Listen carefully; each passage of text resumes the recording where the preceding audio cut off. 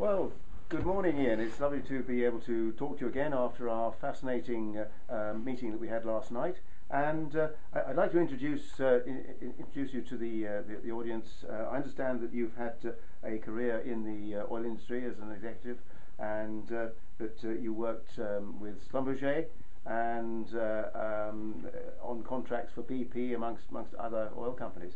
I wonder if you could tell us a little bit about your connections with the with the BP projects that you worked on, and how we can learn a little more about the BP Deepwater Horizon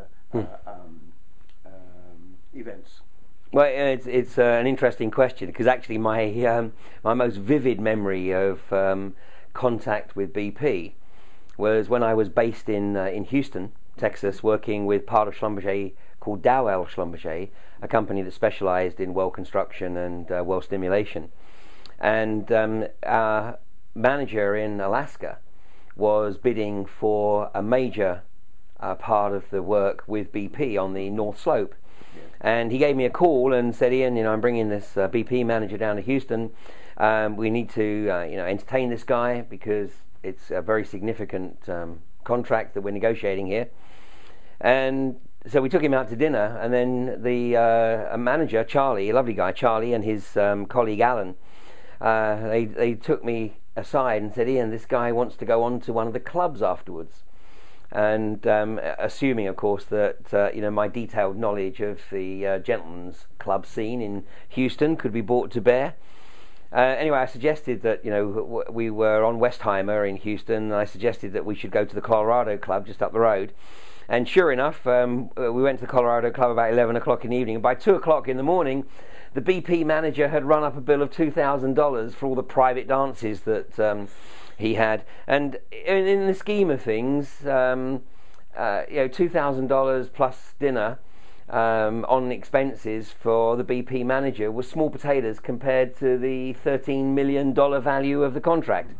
I regret to say, whichever way you look at it, or pleased to say, that he was suitably impressed by the magnitude of our hospitality, and the contract was duly signed. Yes. Such is the way of business in the oil field. I'm sure. One hears a lot of interesting things in the oil industry.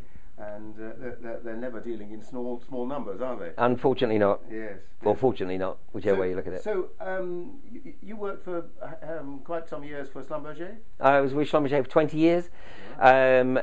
The 90s was really the most interesting part of my career. I was in the Middle East at the time of the first Gulf War. I was based in Dubai. I was one of the first civilians to go into Kuwait at the end of the hostilities at the first Gulf War at the back end of March in 1991, and actually that was probably the trigger moment in how I got into what I do today, because it became very apparent to me as we were driving around the southern oil fields of Kuwait that the official story, i.e. that the retreating Iraqi troops had set the wells alight in Kuwait, was not supported by the physical evidence. The physical evidence being the fact that there were hundreds of dead Iraqi troops lying around the wells, and it looked very much to me as though the Iraqi troops had actually been defending the wells, obviously against superior forces, and so I made the observation to one of my colleagues and to our military escort that it looked very much to me as though actually the well fires had been started by the American Special Forces. And basically, to cut a long story short, I was told to keep my mouth shut, which I did for many years, but eventually, there's no question, that was absolutely the trigger moment. It took another 7 years for me to actually take the decision to leave the oil industry, but then after the events of 9/11, and once it became very apparent to me from my research in late 2001, early 2002, once it became very apparent to me that 9/11 was certainly not perpetrated by the alleged hijackers, that there was the physical evidence just didn't support the official story yet again. Yes.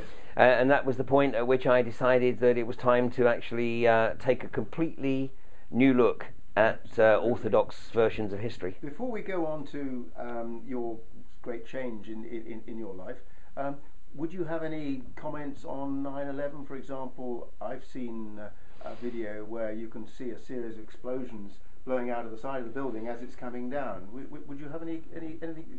Well, I mean, as is always the case. Look, I would never expect anybody to take anything I say at face value. Sure. That is not my modus operandi.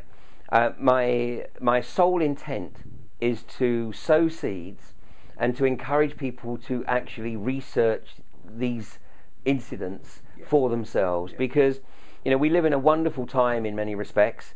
We have access to a tool, the internet, and it's there to be used. Yes. And there's a lot of dross on the internet. There's no doubt about that. There's a lot of misinformation or disinformation, and it's very important that people use their own powers of discretion and discernment to decide what is factual, what is relevant, and what is misleading, and then come to their own conclusions. And one of the things that I would say about 9/11 is that I would never for one moment suggest that I absolutely know what did occur on 9/11. Sure. What I would observe is that my research would certainly indicate that the physical evidence does not support the official version of events. Exactly. And the incident that you pick on, the collapse of the Twin Towers, and of course we won't even get onto the collapse of Building 7, no. The 47-story building which collapsed at 5:20 in the afternoon of 9/11 but wasn't hit by a plane. But the Twin Towers collapsed a very, very short time after the impacts of the planes. Never before in the history of architecture had a steel-structured building collapsed through fire, and yet both of these buildings collapsed, one within an hour and the other one slightly more than an hour. Both collapsed pretty much within their own footprint. But the thing that is most staggering is that they collapsed into piles of dust. Yes. There's no pile of wreckage. Building 7, the Salomon Brothers building, was a classic textbook controlled demolition, yes. i.e. the pile of rubble was 12.5%, 1/8 of the height of the original building. I mean, the textbooks on controlled demolition will tell you that is the desired sort of goal. I saw that when that blew, that the top of the building dimpled. Exactly. Yes. The penthouse, or whatever was on the top, actually, you could see it crumple first. Yes. And then, of course, Building 7 collapsed in its own footprint. I mean, it was a classic textbook controlled demolition. Yes. Towers, the Twin Towers, Buildings 1 and 2, were more than twice the height of Building 7. They were one was 108, I think the other one was 109 floors tall. Yes.